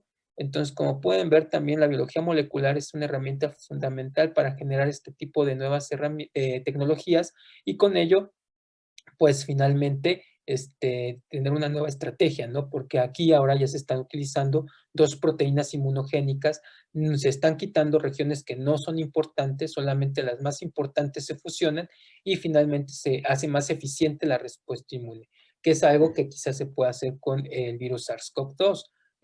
Se ha visto que tanto la proteína de espícula como la nucleoproteína son muy inmunogénicas. Ahorita se ha tenido más dirección hacia Spike, pero yo creo que con todas estas situaciones de las variantes y demás, se van a tener que generar otro tipo de herramientas como la fusión de otros elementos inmunogénicos de otras proteínas para hacer más eficiente y evitar estos problemas de las variantes que están surgiendo con este virus. Ok. También el uso de BLPs ha sido una herramienta importante para las vacunas, ya lo habíamos dicho. Aquí finalmente esto es el sistema que se usa para la vacuna de papiloma humano. en donde pues se introduce la secuencia, en este caso inmunogénica, que es L1, y solamente se clona esa secuencia en plásmidos que finalmente van a ser transfectados en sistemas celulares para producir estas VLPs. Finalmente, como les digo, las VLPs tienen la capacidad de ensamblarse autónomamente y se van a generar este tipo de estructuras que finalmente pueden ocuparlas para inocularlas a personas y finalmente pues generen respuesta de anticuerpos contra este tipo de proteína viral, y que finalmente, si llegara a ocurrir un proceso de infección activo por papiloma, pues los anticuerpos que se generaron por estas VLPs que llevan L1 pues van a proteger contra ese tipo de infecciones. Aquí están otros ejemplos que son dos muy interesantes. Uno es la generación de vectores recombinantes virales, que es lo que les comenté, que se hace con la vacuna de Pfizer, de AstraZeneca, la cual ocupa vectores virales. Aquí lo que se hace realmente es dos cosas. Uno, pues tener el elemento antigénico del virus que ustedes quieren generar la vacuna, y por el otro lado tener un virus transportador o un vector viral, que son básicamente virus que no son tan patogénicos para el humano, como puede ser el caso de adenovirus. O también se pueden ocupar adenovirus de otra especie, como es lo que está ocurriendo con estas vacunas, que ocupan adenovirus de chimpancé, que finalmente quizás la infección no sea tan importante en humanos. Entonces, lo que se hace básicamente es tener dos sistemas en donde ustedes lo que hacen es introducir la secuencia del gen de interés que van a generar la vacuna en una serie de plásmidos que lleva como tal diferentes regiones del genoma de adenovirus. En estos genomas de adenovirus, ustedes lo que hacen es quitar todos los genes que no están o que son patogénicos, y solamente quedarse con regiones importantes. Una de ellas son las regiones de encapsidación y unas regiones no traducibles que están involucradas en también el transporte de estas secuencias génicas para encapsidarse. Y por otro lado, ustedes si recuerdan cuando veíamos los sistemas de vector binario o de Agrobacterium, que ocupábamos vectores helpers o sistemas helpers. No sé si lo recuerdan. Aquí es algo similar. Ustedes van a llevar otros plásmidos que van a codificar algunas otras proteínas de adenovirus.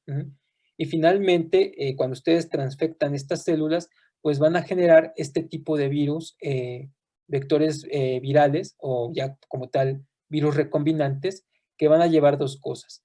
Las proteínas que van a estar siendo producidas por el adenovirus, la cápside de adenovirus, y dentro de la cápside de adenovirus van a encontrar la secuencia de la proteína o del gen que codifica la proteína que va a tener esa actividad antigénica. En este caso, pues iría la secuencia de la proteína Spike.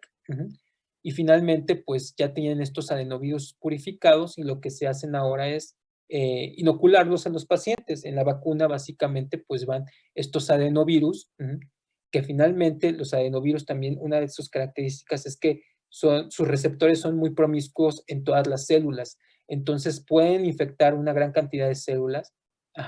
Y finalmente el adenovirus se internaliza y libera esa secuencia, en este caso la secuencia de Spike, en las células, para que ahora se comience a producir ya en las extracélulas pues la proteína de Spike. Y ya finalmente la proteína, al estar dentro de las células, se puede como tal procesar, generar antígenos, y finalmente las células del sistema inmune activarse para producir anticuerpos, ¿no? Entonces, esta es otra de las herramientas que también es muy interesante y que se utiliza ampliamente ahorita para el diseño de vacunas. Otro de los sistemas que no vamos a ver a profundidad porque es un poco complejo es el caso de la reversa genética. Esta cosa de la reversa genética es básicamente biología molecular pura. ¿Y en qué se fundamenta? En simplemente quedarte con secuencias. Ay, maldita máquina. Quedarte con secuencias de interés, de un tipo de virus, ¿no? Este tipo de sistemas se ocupan sobre todo para la vacuna de influenza. Y es que lo que se hace por reversa genética es quedarte simplemente con los genes que codifican para las proteínas de superficie de la influenza circulante o estacional que se encuentra circulando en este año, ¿no? Y por otro lado, vas a poner en otra serie de plásmidos los demás elementos que van a ser importantes para generar la partícula viral. Entonces, al final, tú vas a llevar este tipo de virus que van a llevar expresando las proteínas de la influenza estacional o de la cepa circulante de influenza, y finalmente llevas los otros elementos de otro tipo de influenza que también no es tan patogénica. Entonces, finalmente, tú lo que llevas es un virus decorado con esas proteínas de la influenza circulante, y con ello, pues finalmente es lo que se inocula a los humanos para generar protección contra el tipo de influenza que se encuentra circulando. Entonces, ese es un tipo de lo de reversa genética. Las vacunas de DNA, que pues básicamente es lo que también se está utilizando ahorita con los sistemas de Pfizer. En este sistema de Pfizer, lo que ocupan son como tal una secuencia de RNA, no es de DNA como tal, es solamente RNA, y este RNA se encuentra encapsidado en una especie de liposomas o de una mezcla de polímeros, y finalmente lo que hacen es inocular esa mezcla de polímeros con la secuencia de RNA para que codifica para la proteína Spike, se inocula, y todavía no es muy claro o entendido cómo es que finalmente esta secuencia puede llegar hacia las células, pero al ser de RNA, sobre todo RNA mensajero, lo que se especula es que pues básicamente puede reclutar como si fuera un virus de RNA. Una vez que se internaliza este tipo de RNA, puede reclutar la maquinaria de traducción de la célula para producir la proteína. Y con ello, pues finalmente la proteína se produce y el antígeno puede ser liberado para que otras células, la respuesta inmune, puedan capturarlo y con ello procesarlo para finalmente despertar una respuesta protectora, ya sea de tipo CD4, CD8 o de células B para producir anticuerpos. Entonces, realmente este tipo de vacunas es muy eficiente. Creo que de las vacunas que se están ahorita generando contra SARS-CoV-2 es la vacuna que puede tener una mayor protección, eficacia, y que finalmente no tiene unos efectos secundarios importantes. Solamente los efectos que han visto es probablemente por un proceso alérgico contra los componentes poliméricos que engloban o que encierran a este tipo de RNA. Pero no hay más problemas. Ok. Profesor, ¿Sí? dice mi compañera Adriana que si le permite el acceso. Sí. Acceso. Mira, hay varios que están afuera. Perdón, es que no los veo. Como tengo la presentación. Bueno, listo. Entonces, no puedo subir esto. Ya. Ya voy a casi terminar. Nada más aquí quiero mostrarle pues todo esto de la revolución en vacunas, que realmente fue sorprendente cómo con la pandemia se generó las vacunas, todos los diferentes candidatos vacunales, ya que como podemos ver, o bueno, no sé si ustedes tengan noción de esto, pero por ejemplo, para VIH, el desarrollo de una vacuna ha sido sumamente complejo por diferentes factores, pero yo creo que ahorita se ha invertido una gran cantidad de financiamiento para el desarrollo de este tipo de vacunas, obviamente por la situación global. Obviamente es una infección que vino a azotar bastante fuerte a toda la población en todas partes del mundo. Entonces, por esa situación yo creo que el desarrollo de vacunas fue tan rápido, ya que generalmente, por ejemplo, para ébola, que se está ahorita ya generando una vacuna, se llevó aproximadamente alrededor de 25 o 26 años más o menos. Y vean, o sea, en un año se tuvieron casi 5 o 6 candidatos vacunales y se están teniendo más cada día. Entonces, realmente el potencial para generar diferentes tipos de vacunas es muy, muy interesante. Y lo importante aquí es obviamente la inversión en ciencia para poder desarrollar estas plataformas, ¿no? Las que se tienen principalmente es, como les digo, el uso de vectores virales, en donde se ocupan vectores adenovirales para que dentro de él, ya tiene su micrófono, ¿podría apagarlo, por favor? Gracias. Se tienen vectores adenovirales en donde finalmente lo que llevan son las proteínas de adenovirus y dentro de él se encuentra pues el genoma o la secuencia que ustedes quieren estudiar, en este caso de la proteína Spike, ¿no? Que para generar la respuesta inmune. Acá tenemos las vacunas de RNA, que es básicamente ácidos nucleicos, en donde pues como les digo son secuencias de RNA que codifica para esta región de Spike y que está empaquetado en nanopartículas lipídicas o de polímeros, que finalmente esto es lo que se administra y que pueden llegar hacia las células. Pero también se siguen generando pues las vacunas de manera convencional. Hay vacunas inactivadas, no recuerdo cuál es la que es inactivada, creo que es la china, la que es una vacuna inactivada.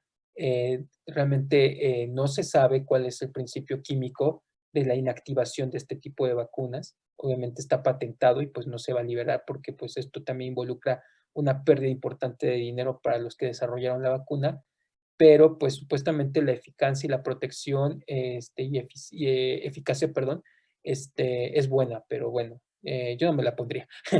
Y finalmente, pues las vacunas que han sido realmente uno de los caballos de Troya, que son las unidades recombinantes a partir de la producción de proteínas individuales, es decir, se sintetiza ya sea toda la proteína Spike de forma recombinante o bien una región de esta, como es el caso de la región RBD, que es la región de unión al receptor y que finalmente pues esta proteína o este pedazo de proteína al ser administrada, evoca una respuesta de anticuerpos que va a promover que se asocien de manera específica a esta región de la proteína Spike. Y por lo tanto, pues al ser el dominio de unión al receptor, pues no se puede unir este virus al receptor y por lo tanto no puede internalizarse y llevar a cabo su ciclo de infección. Entonces, como pueden ver, el desarrollo de vacunas y agentes terapéuticos utilizando biología molecular es de suma importancia. Yo creo que no cabe duda que en este último año y lo que está se ha visto que la aplicación de biología molecular es fundamental para resolver problemáticas de este tipo y sobre todo el desarrollo o el apoyo de ciencia es fundamental para poder avanzar, ¿no? Y controlar este tipo de pandemias. Entonces, no sé si tengan alguna duda o pregunta. Chicos.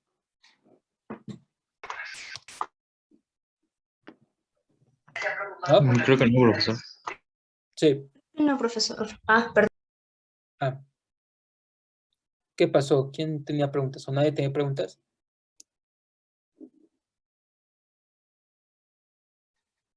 No, por el momento yo no, profesor. Bueno, entonces, si no hay preguntas, maestro Lázaro está por ahí. Sí, muy. Bueno, chicos, tomamos 8 minutos, empezamos 10 para las 9 con la siguiente clase, por favor. Bueno, nos vemos.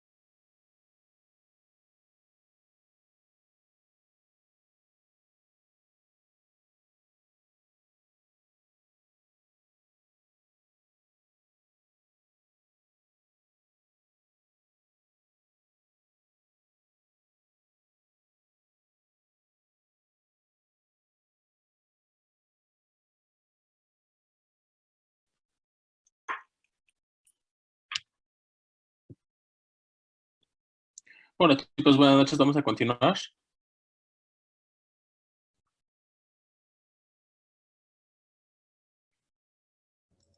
Sí, profesor. La clase pasada nos quedamos analizando las ciencias ómicas.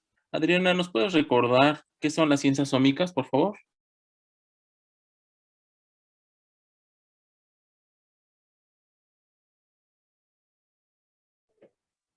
Sí, profe.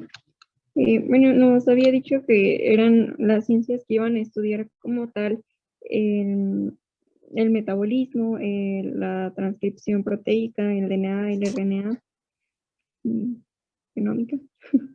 Pero ¿en qué manera? Creo que hemos dicho que iba a ser ómico.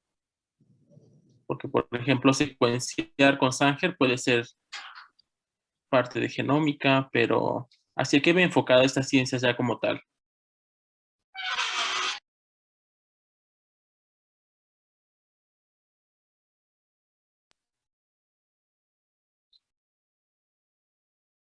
¿Alguien más de acuerdo, chicos?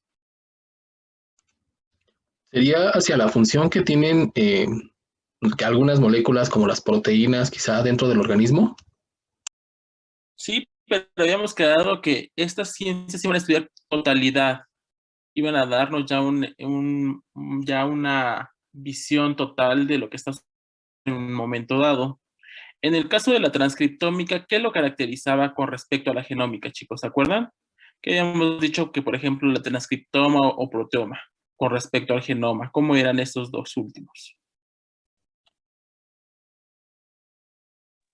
Que están variando, o cómo decirlo, bueno, el transcriptoma y el proteoma están variando constantemente, ¿no? Exactamente, Diego, eran elementos dinámicos. Iban a depender de las condiciones a las cuales estaba expuesta una célula en un momento dado. Y el transcriptoma, ¿qué habíamos quedado que iba a evaluar? ¿Qué molécula? El RNA. RNA. RNA. ¿Cuántos RNAs tienen las células? mRNA, los regulatorios, que son los cRNA, los ARNT, que son los de transferencia, los ribosómicos o ribosomales. Los secuenciales. Perfecto. ¿Secuenciales? No, ¿verdad? Son los... No, los codificantes, en este caso, sería el mensajero, en este caso. Son los tres de cajón: transferencia, mensajero, ribosomal, más los RNAs no codificantes, donde hay una variedad de ellos. Entonces, la transcriptómica va a evaluar RNA. Y para evaluar RNA hay dos técnicas: los microarreglos y la secuenciación de RNA.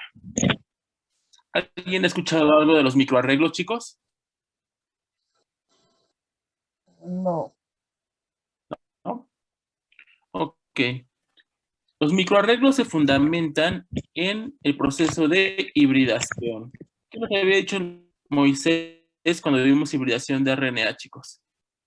¿Cómo se llamaba ese tipo de hibridación?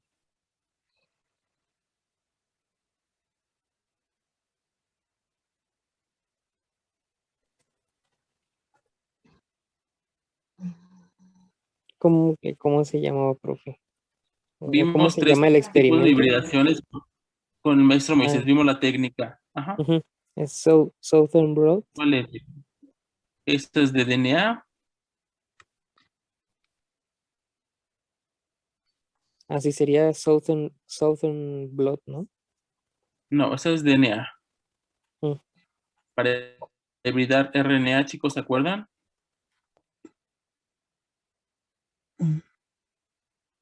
Si no es Southern, ¿cuál es el opuesto casi? Northern Blot, exactamente. Entonces los microarreglos se empezaron a diseñar con RNAs, pero actualmente ya existen mentes que pueden ocuparse de DNA. Para eso necesitamos construir un microarreglo. ¿Pero qué es un microarreglo? Es un portaobjetos, lo podemos definir, o un pequeño cuadrito del polímero en el cual van a estar adheridas sondas que van a ser complementarias a los RNAs que vamos a estudiar. ¿Cómo realizamos eso? Pues en las bases de datos ya tenemos secuencias de genomas, ya podemos saber qué partes están codificando, y yo puedo mandar a sintetizar sobre un pequeño cuadrito de vidrio diferentes sondas para posteriormente hibridar. ¿Cómo creen que se lleva a cabo esa síntesis, chicos? ¿Cómo puedo pegar esos pequeños sondas de DNA al vidrio o algún polímero, chicos?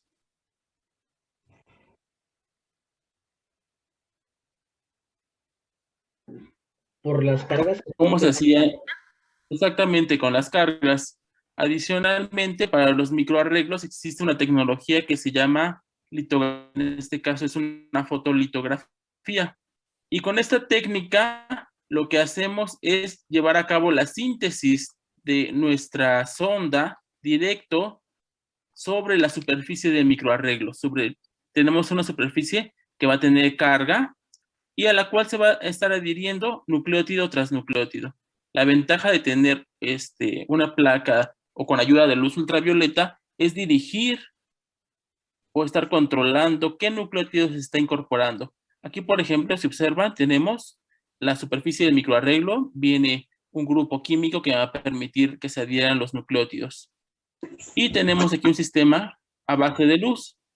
Cuando el rayo incide en cierta región, va a desproteger esa región, permitiendo que yo pueda adicionar un nucleótido. Y así puedo ir sintetizando a través de ciclos de desprotección utilizando luz ultravioleta. Puedo ir yo seleccionando qué nucleótido va a estar sintetizándose en cada posición. Estos pequeños cuadritos de microarreglos pueden albergar desde algunos cientos de genes hasta miles de genes, o sea, las regiones codificantes que me van a hibridar con los RNAs que yo voy a extraer. Después que sigue hibridar. ¿Pero qué vamos a hibridar, chicos? Que habíamos quedado que se hibrida en esta técnica de microarreglos. ¿Qué biomolécula? RNA. RNA. Y para eso tenemos dos muestras. Aquí en este caso se maneja como muestra 1 y muestra 2. Por ejemplo, pueden ser dos muestras de algún tumor. Puede ser un tumor benigno y un tumor maligno. Llevamos a cabo la extracción del RNA. ¿Por qué método, chicos, extraer RNA?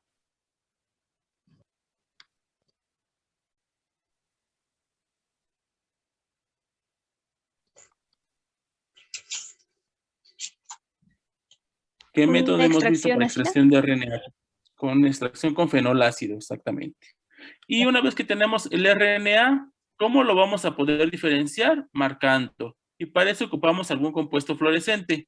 Los más comunes son los que se denominan cianinas y entre ellos está el CY3 y el CY5.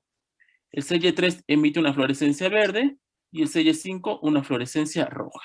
Entonces yo ya tengo, en este caso, muestras de dos tumores, uno benigno y uno maligno. Y los voy a poner a hibridar con el mismo microarreglo. De esta manera, una vez que hayan hibridado, voy a excitar con algún láser que me permita detectar su fluorescencia.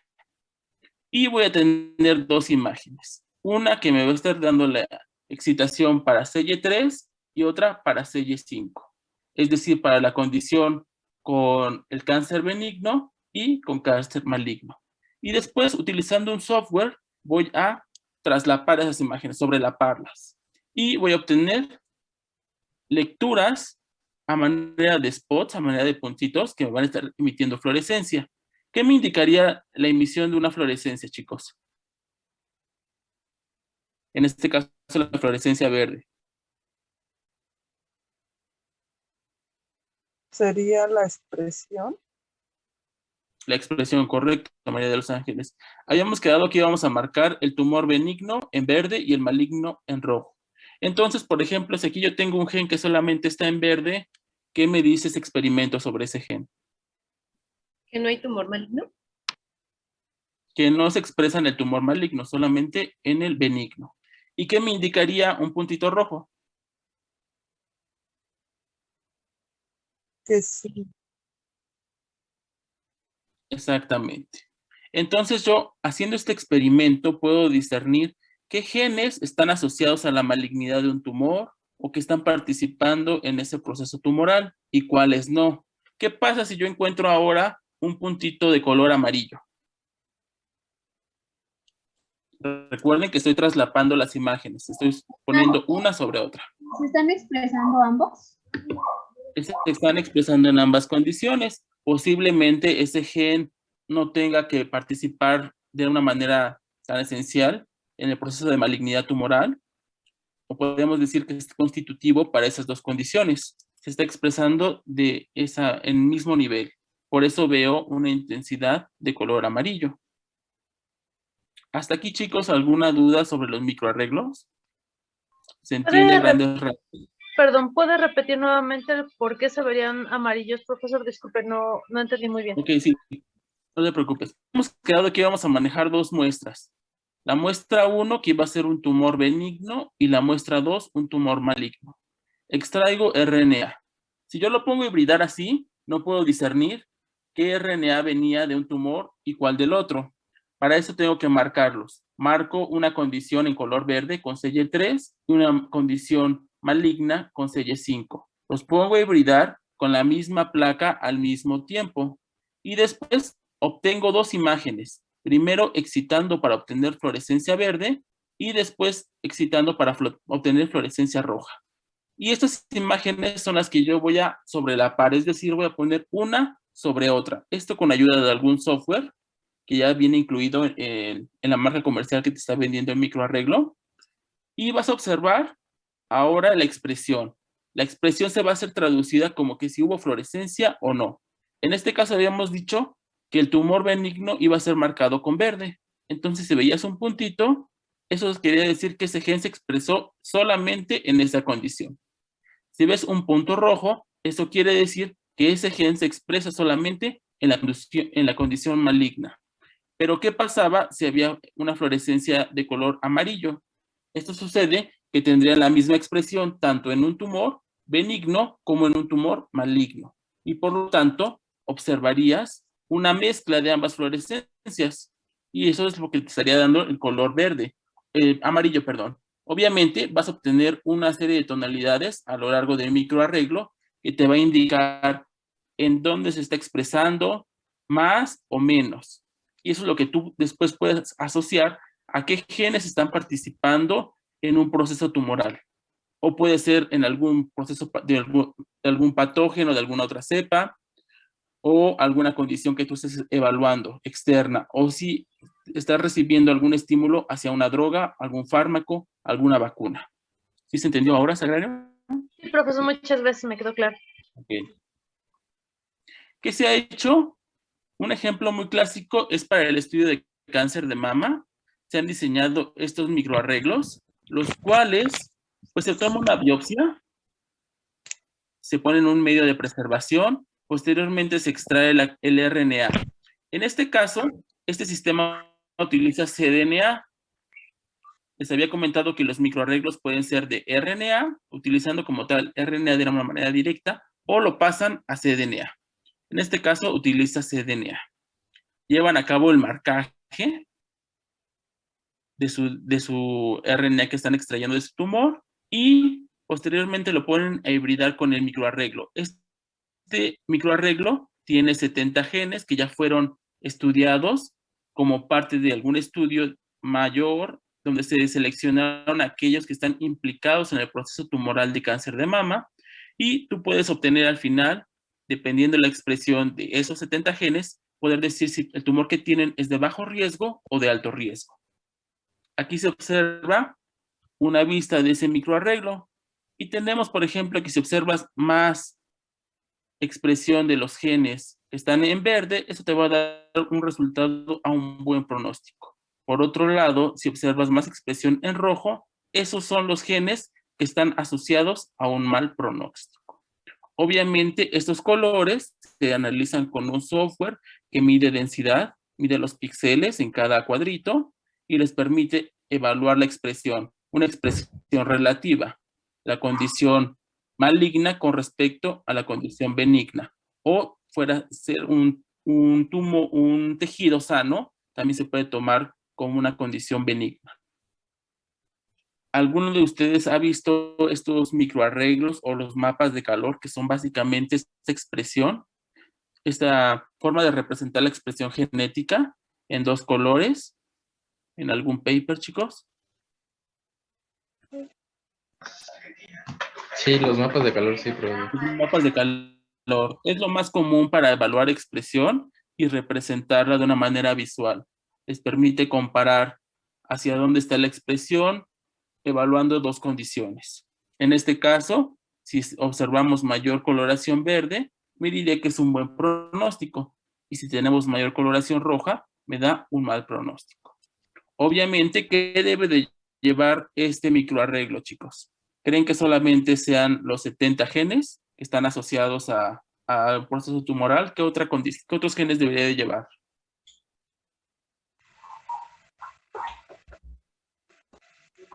Por ejemplo, cuando analizamos PCR, que era muy importante, en la PCR en tiempo real, ¿qué se debe de incluir ahí?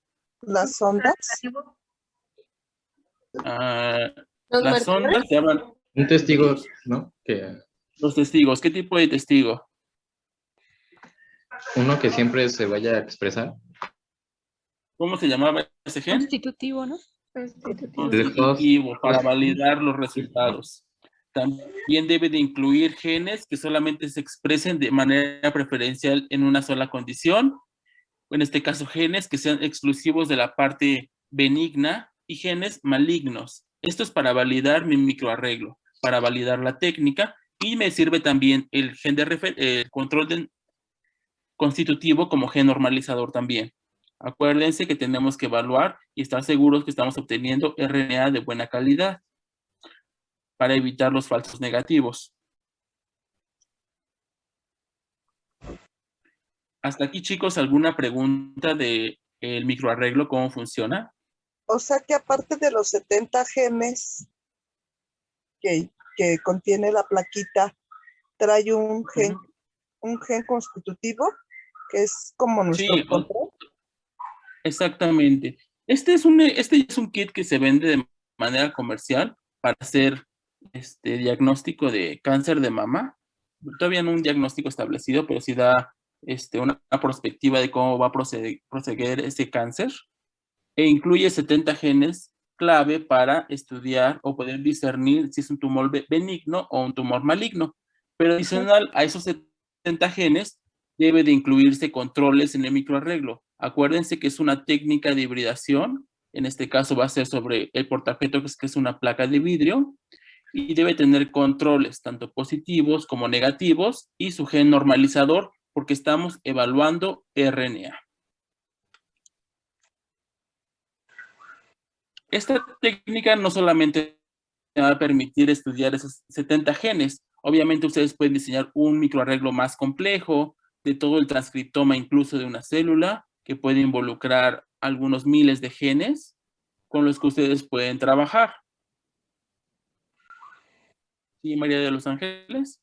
Sí, ya me quedó claro. ¿Alguna otra pregunta, chicos?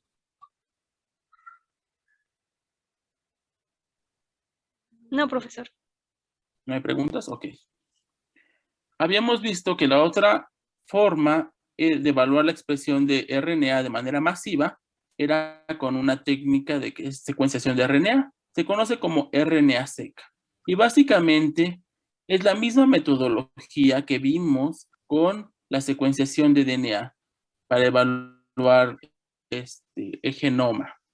Pero incluye un paso muy importante al inicio. ¿Pueden decirme qué paso se está observando aquí, chicos? ¿Qué le tengo que hacer a mi RNA que estoy extrayendo? ¿Se trata con enzimas de reacción? No. ¿Qué se observa aquí al principio? Tengo RNA. ¿Qué le tengo que hacer a ese RNA para poder trabajarlo por secuenciación masiva? ¿Se usa PCR, profesor? Sí, pero ¿qué le tengo que hacer al principio del RNA? Una retrotranscripción. Retrotranscripción. Sí. Pasarlo a cDNA.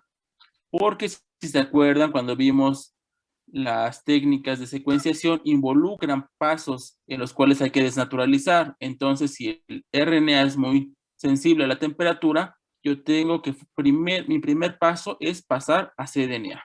Y después ya puedo hacer la ruptura o la digestión de esta molécula, pero no con enzimas de restricción. ¿Qué métodos habíamos visto para secuenciación masiva?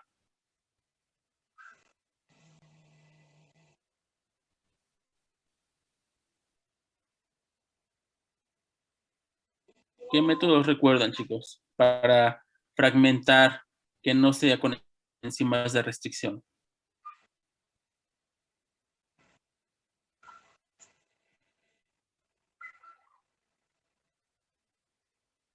¿Sonificando? Ajá, sonificando exactamente. ¿Y cómo se llaman esos métodos de nebulización, sonicación? ¿Qué tipo de métodos son?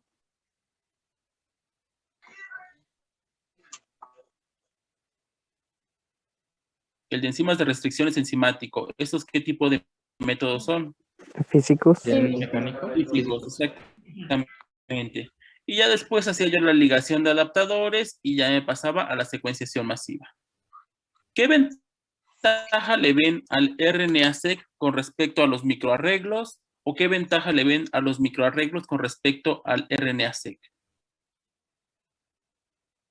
¿O qué desventajas les ven? Que quizá los microarreglos no necesitan la retrotranscripción, o sea, se pueden pasar directamente, a diferencia de la RNA. ¿Sí? ¿Qué otra cosa?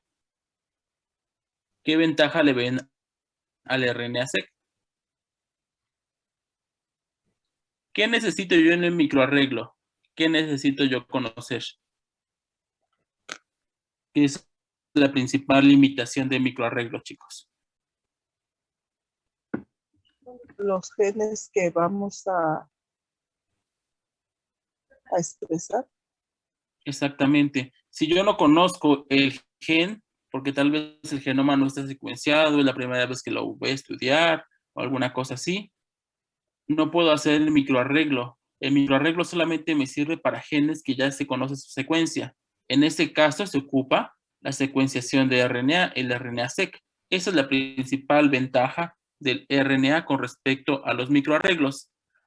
Ahora, ¿qué creen que sea más fácil, analizar un experimento de RNA-seq o un microarreglo? Un microarreglo porque es comparativo, ¿no, profesor? Bueno, entre dos muestras, una, como decía, sana y otra enferma. Exactamente. Es más fácil porque yo estoy analizando ya imágenes. Yo ya sé qué gen está en cada posición de cada cuadrito de microarreglo. En el RNA-seq me va a costar un poco más de trabajo porque tengo que ensamblar esas secuencias. Aquí hay una pequeña tablita comparativa donde tenemos así que ventajas y desventajas de estas dos técnicas. El microarreglo trabaja con hibridación. El RNA-seq es clonación y secuenciación. Obviamente la clonación es la ligación de esos adaptadores. La cantidad de RNA se requiere más para el microarreglo que para secuenciar, porque acuérdense que secuenciando hacemos PCR. La resolución, pues aquí básicamente son 100 pares de bases, que es lo que se está hibridando en esas ondas. Mientras que con la secuenciación tengo